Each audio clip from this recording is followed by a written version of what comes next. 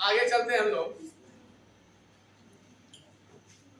कि कुछ फार्मूला को रिवाइज कर लेते हैं, रिवाइंड कर लेते हैं। Some important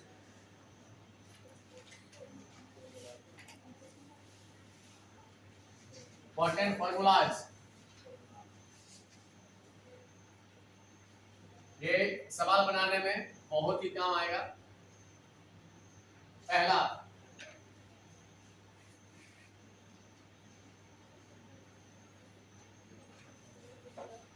area of circle क्या होता है? Pi r square.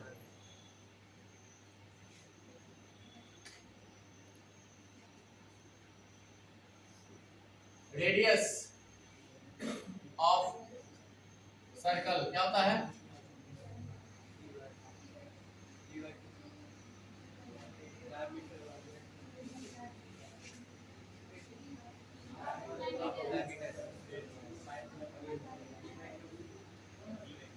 ये बाय टू लिखो।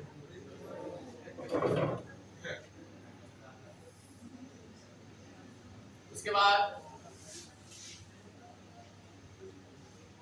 circumference of circle 2 pi r, यानी वृत्त की परिधि 2 pi r.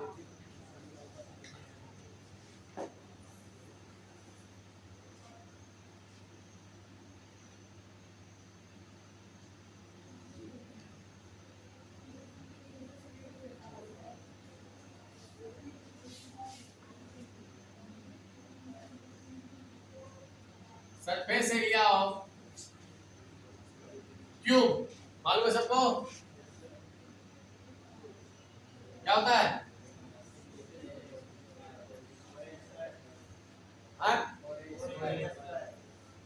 Surface area of cube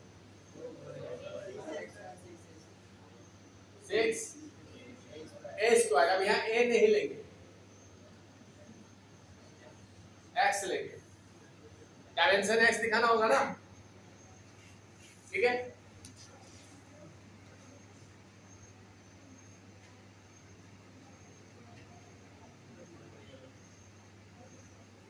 volume of cube क्या होगा? x का पावर आधा समझ में सबको?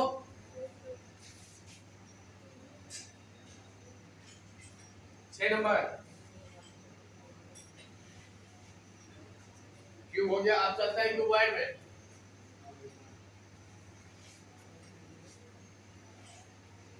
क्यूबॉइड का जरूरत नहीं है।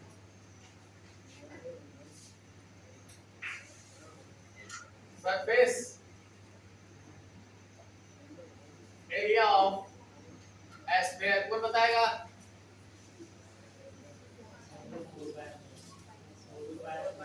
Four pi r square.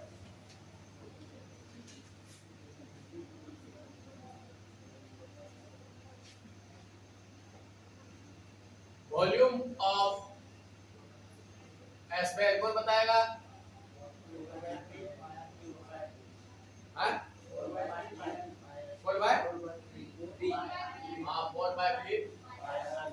पाई आर सही है।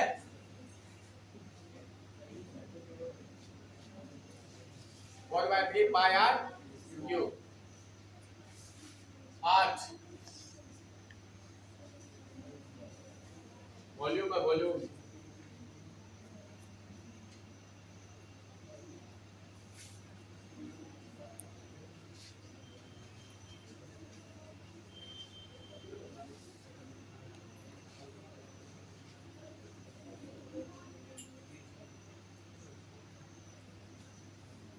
वॉल्यूम ऑफ कौन किसको मालूम है?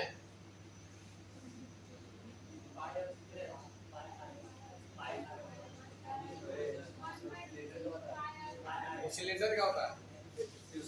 1/3 पाई आर स्क्वायर यही होता है ना। तो इतना जो लिखा दिए हम, इससे रिलेटेड ही सवाल एग्जाम में रहेगा और ये बुक में तुमको मिलेगा। और इसी से रिलेटेड रेट मेकर का सवाल बनेगा। अब इसमें एक क्लू बता रहे हैं, पहला क्लू जो बताएंगे जो सवाल बनाने में काम आएगा। अब आगे हम लोग चलते हैं सवाल को बनाने में, उससे पहले दो क्लू बताते हैं कि सवाल कितने टाइप से बनते हैं। तो पहला टाइप बता रहे हैं, ध्यान से सुनना। एक सवाल ऐसा होगा कि डायरेक्ट पूछा जाएगा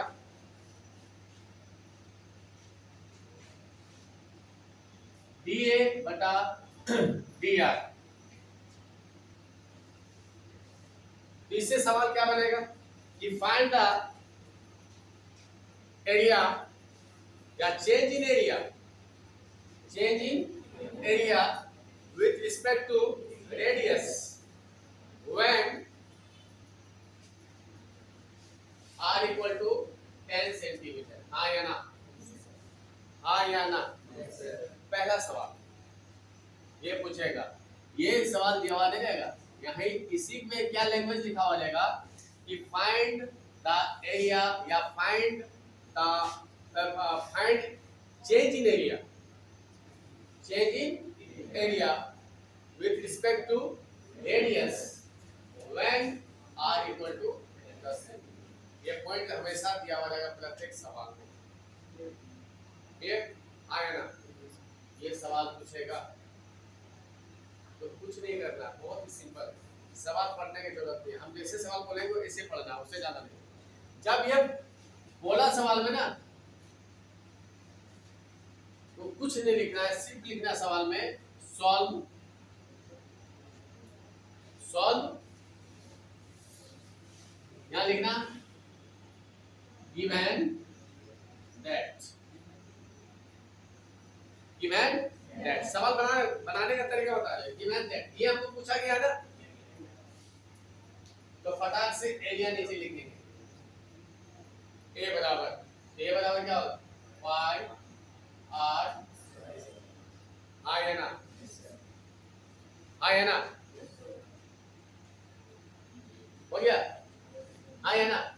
सवाल क्या बोला, डी है बटा डी आर, डी बटा। इसको हम लोग क्या करना होगा, जल्दी बोलो, आर के रिस्पेक्ट में डिफरेंशिएशन। तब ये क्या बनेगा, डी ए बटा डी आर इक्वल टू, अब इसको आर के रिस्पेक्ट में जब डिफरेंशिएशन करेंगे तो जितना डिफरेंशिएशन का प्रॉपर्टीज हम लोग पढ़ चुके हैं सारा प्रॉपर्टी इसमें लागू होगा। तो पाई बाहर निकल गया, अब यहाँ आर यानी एक्शन बन गया, तो क्या बनेगा इसका 2r, आया ना। हमेशा बोले थे कि ये पॉइंट पूछेगा, ये जब पॉइंट पूछा इसका मतलब r का वैल्यू जरूर रहेगा सवाल में लास्ट में। अब यही क्या पुट होगा, dA बटा dr ब्रैकेट r बराबर 10 सेंटीमीटर, तब यह जगह r क्या बैठेगा 10, और जब दोनों गुना जाएगा तो क्या मिलेगा 20 पाई, क्या मिलेगा 20 पाई। इसका यूनिट लिख देंगे लास्ट में cm स्क्वायर बटा, सवाल खत्म। ये पहला टाइप का सवाल मिलेगा तुमको जो डायरेक्ट बनेगा, जो डायरेक्ट बनेगा। समझ आ गया।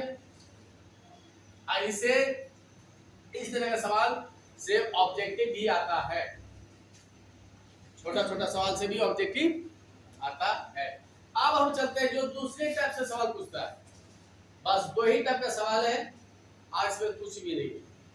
आइए पहला टाइप हम लोग समझ में आ गया कि पहला टाइप में क्या बोलेगा, डायरेक्ट पूछेगा सवाल, क्या पूछेगा डायरेक्ट, और लास्ट में क्या बोलेगा पॉइंट, आप पॉइंट वहां पुट कर देना है, आंसर मेरा फाइनल है। अब जो सेकंड टाइप का सवाल पूछने वाला है वो अब हम लोग बात करते हैं, थोड़ा सा क्लू बता देते हैं उसमें।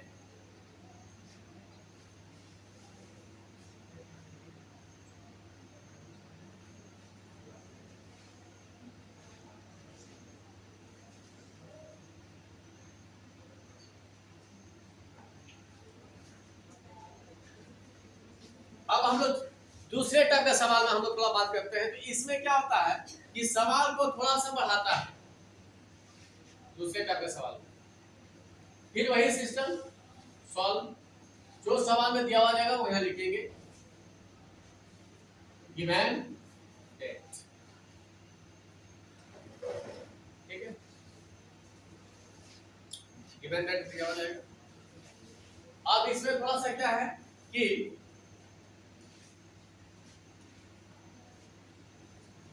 वॉल्यूम दिया हुआ है, क्या दिया हुआ है, वॉल्यूम दिया हुआ है, ठीक है, क्यूब का या कोन का, और इसी वॉल्यूम में अटैच कर देगा सरफेस एरिया, क्या अटैच करेगा, सरफेस एरिया, सरफेस एरिया ये दिया हुआ है, ध्यान देना, ये दिया हुआ है, ये भी का वैल्यू दिया हुआ रहेगा, ये भी का वैल्यू दिया हुआ रहेगा, ध्यान देना, बहुत इंपॉर्टेंट चीज बता रहे हैं, ये समझ में आ गया तो आपको लगता है कि एक भी दिन नहीं होगा ये खाली खत्म हो जाएगा, ये टॉपिक यदि समझ में आ गया, ये दिया हुआ रहेगा, पूछेगा ये ds बाय dt, हाँ या ना, ये दिया हुआ रहेगा, पूछेगा ये, आया पकड़ में, आया पकड़ में। तो एक छोटा सा एग्जांपल लेते हैं, मान के चलो वॉल्यूम दिया हुआ क्यूब का x क्यूब, ठीक है,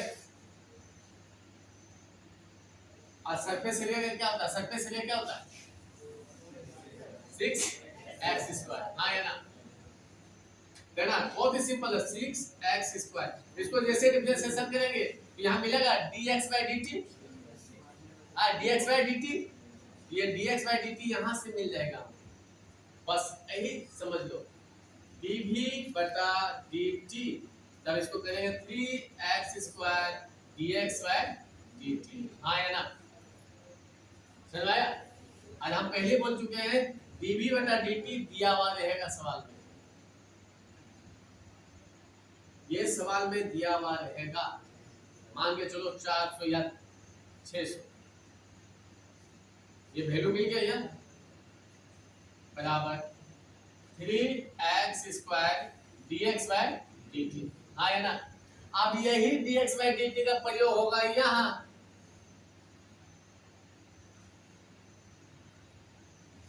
यही dx बाय dt का प्रयोग होगा कहाँ, सरफेस एरिया में, कहाँ प्रयोग होगा,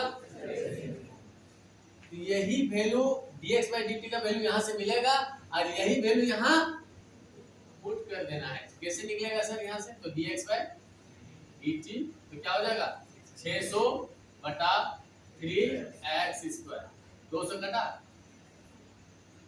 बटा 200 बटा x स्क्वायर, और जब यहाँ निकाले ds बाय dt यह मिलेगा 12x और dx बाय मिला या नहीं मिला, और वो dx बाय dt आया हुआ है, वही dx बाय dt यहाँ पुट हो जाएगा, जैसे ही पुट होगा, जैसे ही पुट होगा x बचा हुआ रहेगा, तो x कब काम आएगा, जब पॉइंट दिया हुआ रहेगा, अब वो पॉइंट सवाल में हमेशा दिया हुआ रहेगा, ये चीज समझ में आ गया तो सवाल खत्म। इसका मतलब क्या हुआ, इसका मतलब क्या हुआ, इसका मतलब ये हुआ कि इसमें दो दिया हुआ रहेगा, वॉल्यूम सरफेस एरिया, या सरफेस एरिया या वॉल्यूम, तो वॉल्यूम से निकाल लेंगे ds बाय dt, तो सरफेस एरिया में ds बाय dt का काम है वहां पुट कर लेंगे, या तो सरफेस एरिया दिया हुआ है निकालने बोलेगा dv बटा dt, तो सरफेस एरिया से ds बाय dt निकलेगा, अब वॉल्यूम में पुट कर देंगे, इससे क्या हुआ, ये दोनों में कनेक्टेड रहेगा, ये दोनों में कनेक्टेड रहेगा, जहां रिक्वायरमेंट होगा जो पूछा गया है वो कहां से निकलेगा, फर्स्ट वाला से, कहां से निकलेगा, फर्स्ट वाला से निकल के वो लास्ट में पुट होगा। और एक टाइप का क्या था, इसमें कोई रिलेशन नहीं, इसमें डायरेक्ट सवाल बनेगा, और इस टाइप का सवाल में क्या होता है कि जो पहला है दूसरे से कनेक्टेड, यानी जो फाइनल आंसर आएगा वो पहला से कनेक्टेड होगा, वहां से हम निकालेंगे, सेकंड में पुट कर देंगे तो मेरा फाइनल आंसर मिल जाएगा, हाँ या ना। ये दोनों समझ लिया तो सारा सवाल खत्म। अब हम लोग चलते हैं सवाल के लिए बता देते हैं आइडिया कि जब भी सवाल पढ़ोगे तो जहां तक तुम सवाल पढ़ रहा है और जहां तक तुम पढ़ा और वहां तक तुमको मिल गया गिवन, तो पहले गिवन लिख लो। क्या लिखना है? गिवन। पूरा सवाल कभी नहीं पढ़ना, सुन लो, पूरा सवाल कभी भी नहीं पढ़ना है। जहां तक तू पढ़ रहा है, जहां तक तुमको मिल गया कि ये सवाल में दिया हुआ है, वहां फटाक से लिखो सॉल्व, गिवन लिख लो। उसके बाद फिर लास्ट में पढ़ो फाइंड क्या करने बोला है, फाइंड क्या करने बोला उसके नीचे लिखो बस। और दोनों के बीच में रिलेशन देखो कि क्या जरूरत है, ऑटोमेटिक सवाल बन जाएगा। चलो अब हम लोग चलते हैं सवाल बनाने में।